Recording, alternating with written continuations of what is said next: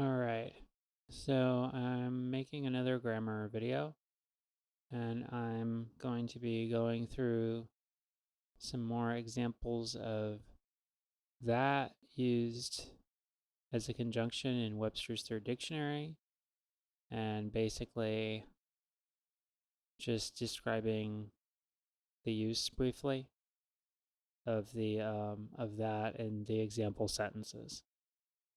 The reason I'm analyzing that is because it's come up in a couple different contexts that I am getting a little tripped up by that and its different uses. And so, and I actually did a video, I had done a video before, like a few videos ago, where I went through some discussion of that on some, I think it was ThoughtCo pages, but the categories were like very confusing. What brought this up is I was trying to analyze this sentence and I was getting a little stuck. So this sentence from Immanuel Kant and it's an example sentence in the homework for Leonard Peikoff's grammar course. So let's continue. So I think this is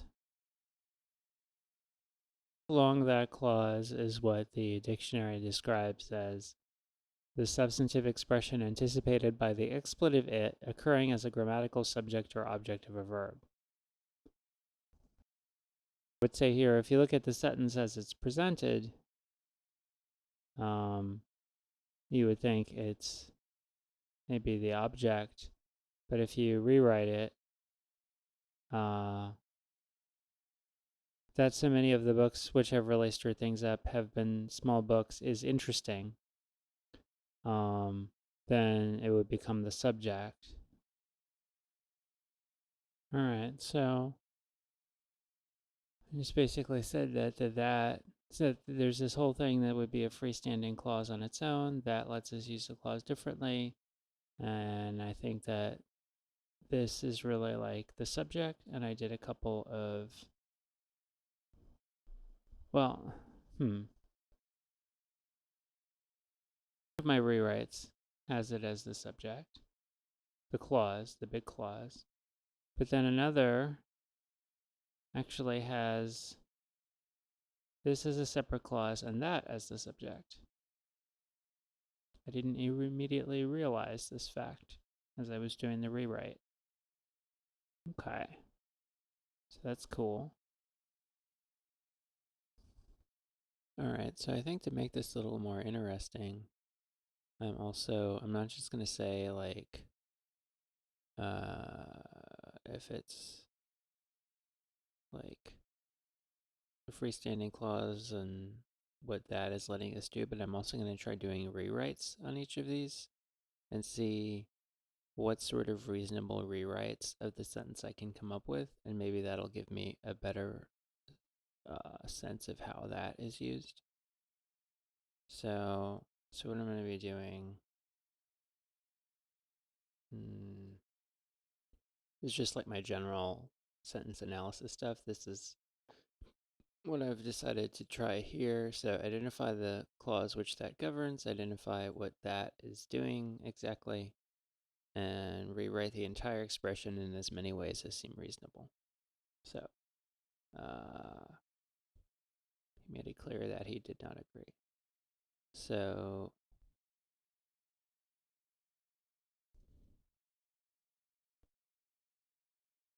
I think this is interesting. I actually went back and edited this a bit because I thought that this was a little unclear. So I rewrote it a bit. I was noticing a difference between this sentence and this sentence. So, all right. So for this sort of sentence, I've been saying that the like my standard rewrite has been like this, where I basically put the heavy that clause in front. And the reason that I think I can do that is because like this it is just not doing much. It's just like a pointer. And so if you drop it, if you it meaning like the literal it, if you drop the it and you just rearrange things, you get a sentence that has a very heavy subject. Like there's a lot, it's a long walk before you hit the verb, but it's grammatical.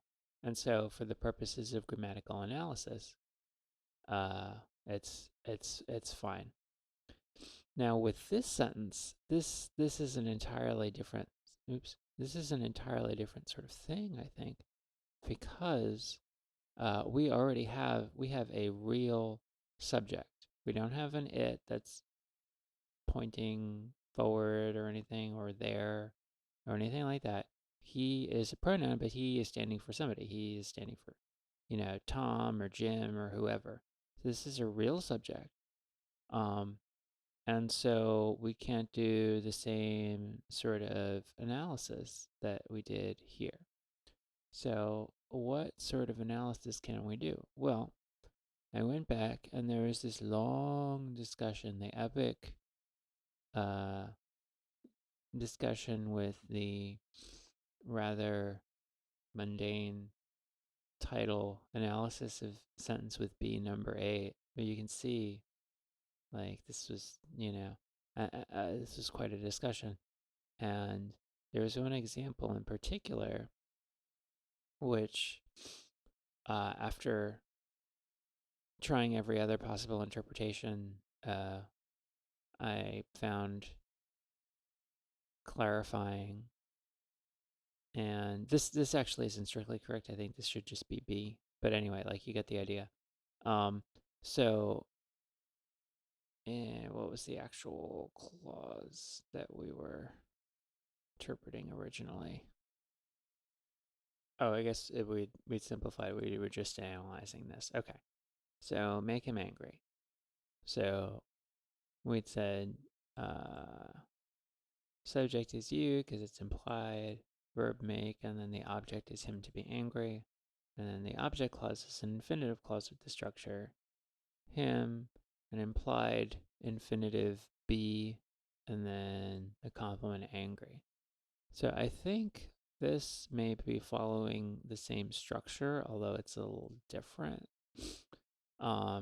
So my proposed rewrite is, so I did my analysis and I think it was good to do, but I'm going to call this initial. Because I'm not sure, it seems overly complicated. I'm not sure how clarifying it is, so I'm going to try another rewrite. All right, so let me make sure I got yeah, so it was good to try, but I think, all right, so I wrote a ton of stuff. I actually edited, I made this into its own email, this comment, because like this analysis of the sentence, because like I had a lot to say and I didn't want to wait for to send out this bigger email that's analyzing more stuff. So initially I'd started out thinking this sentence might be like make him angry, and then I was like, well, but my initial attempt at analyzing it like that seemed overly complicated. So then I rewrote it like kind of the method Eliot has been rewriting these sentences, but then, and that made things a bit clearer, but then there was still an issue of what to do with this adjective, because I couldn't quite fit it in an analysis well. And so then I went back to the implied infinitive, but just in the context of the two clause rewrite. so that it came out a lot cleaner. So that could be wrong, but at least I've made an effort that seems satisfactorily clear to me. So I'm just gonna send this out. Okay. All right, so continuing, now we're starting a new subdefinition here of that as conjunction. So used as a function word to introduce a subordinate clause anticipated by the expletive it occurring as a subject. Wait, so what's the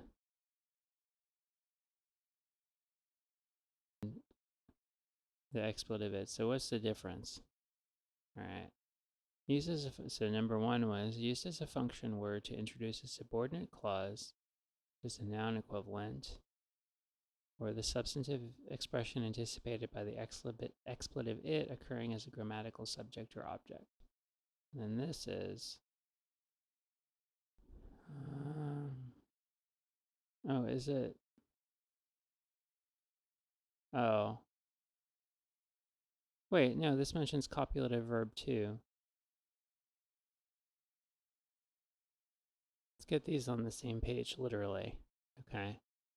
Uses a function word to introduce a subordinate clause. So this says that is a noun equivalent. This says anticipated by the expletive it.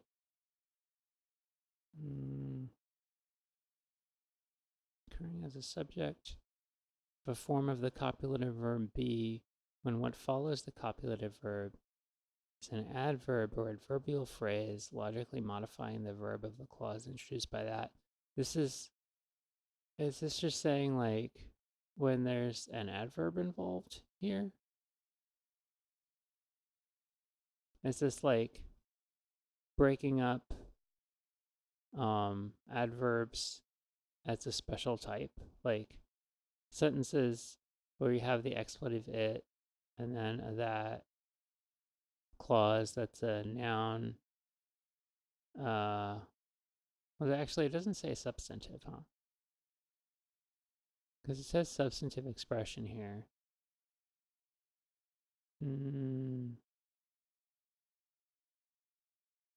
Trying to analyze their example sentences, but I'm struggling with the actual definition itself. Like that's kind of funny. All right. This might be easier if we start in the middle almost, because like, so use as a function word to introduce a subordinate clause, okay? But then there's anticipated, so this is like one, can I click without clicking? This is like one idea here. Anticipated by the expletive it occurring as subject of a form of the copulative verb be.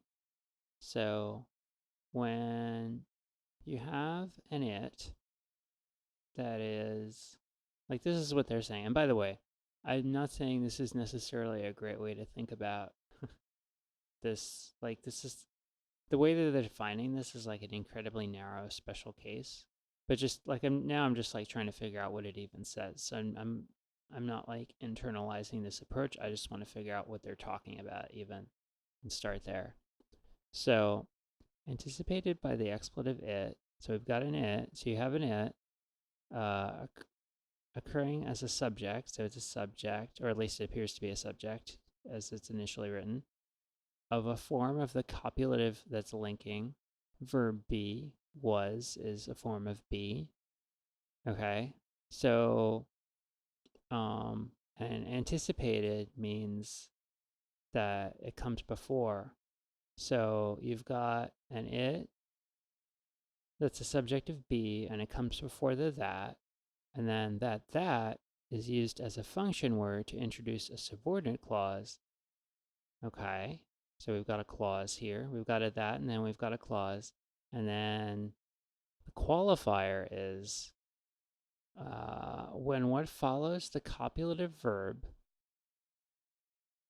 So what's after this is an adverb or adverbial phrase logically modifying the verb of the clause introduced by that. So what they're saying, I think I figured it out, geez Louise, is that so all the other stuff I said, and then it's like I have to incorporate. It's like so much I've got to incorporate it by reference, and then and so then you have the copulative, the linking verb, and then that is copulative, right? Yeah.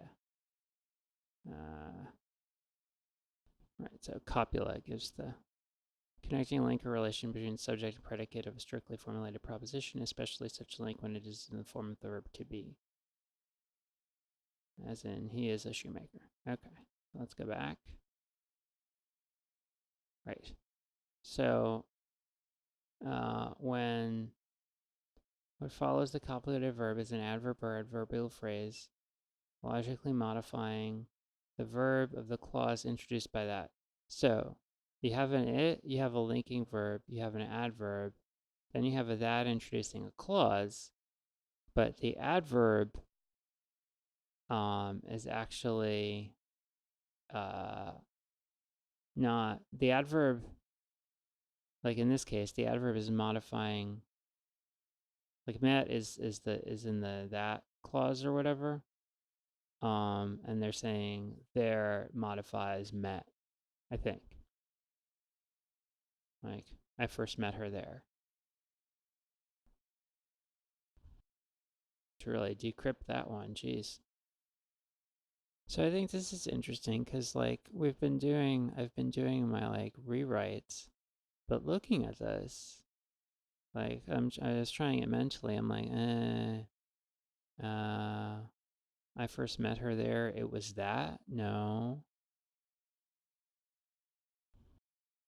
Like this seems different. It is different, but like it's listed under a different category. It's under a different definition. It seems different in a way that because they've just given like a full detailed description of the situation almost.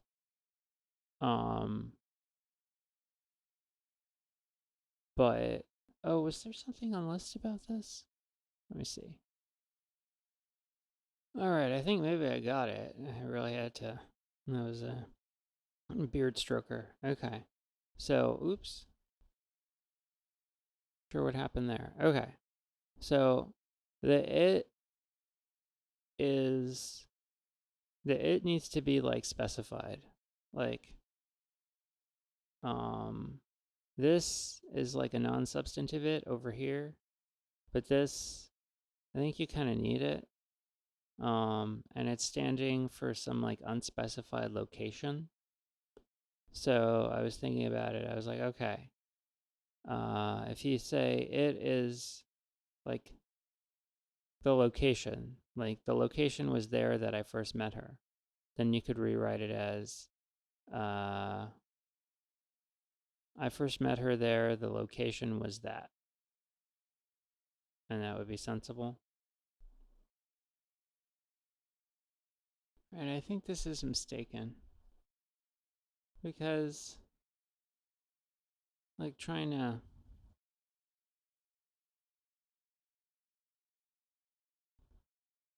so I think that this rewrite is wrong because of the fact that in the rewrite that is so the idea of the rewrite is that initially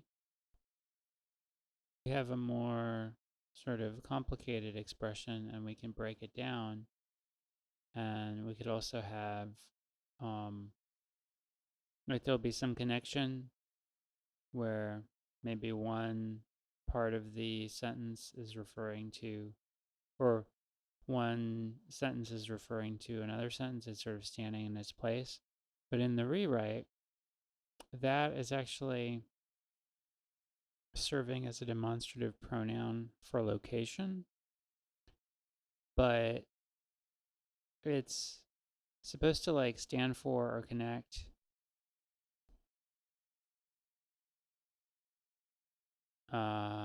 this sentence, I first met her there. And this sentence describes an event. And so not just a location. It has an adverb about location. You know, if I met her, where did you meet her? There. But it's not like the whole thing isn't a location. I'm just unsure how to usefully rewrite this.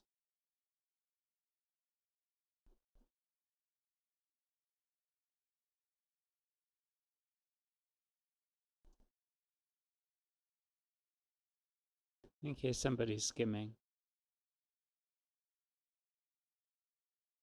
Like, I gave it a try and I saw a flaw and I got stuck for a bit and I couldn't think up another one. So I'm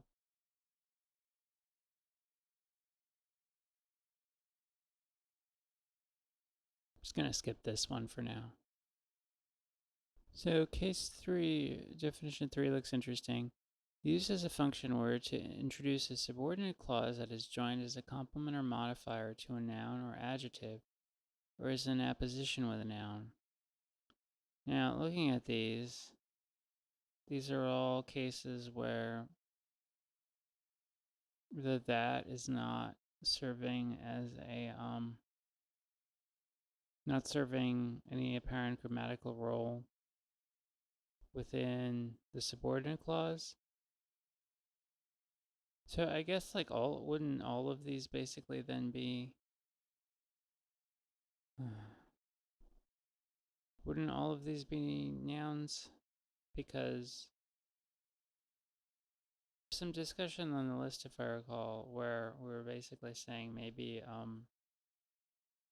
if you have a that's just a pure conjunction, and then you have was that, then this would just be like a noun, like in a positive. Yeah, this is the post. Is the appositive view possible with all apparent adjective clauses that start with that, where that is not a relative pronoun? Yeah, so these may all be appositives since that does not function as a relative pronoun in them. I wasn't really thinking it through, and when I did the analysis, I realized this is actually an adverb clause. The reason that it's an adverb clause is as certain as an adjective, and this is definitely modifying certain. We are certain of what? That this is true. So to modify an adjective, you need an adverb. So it's an adverb.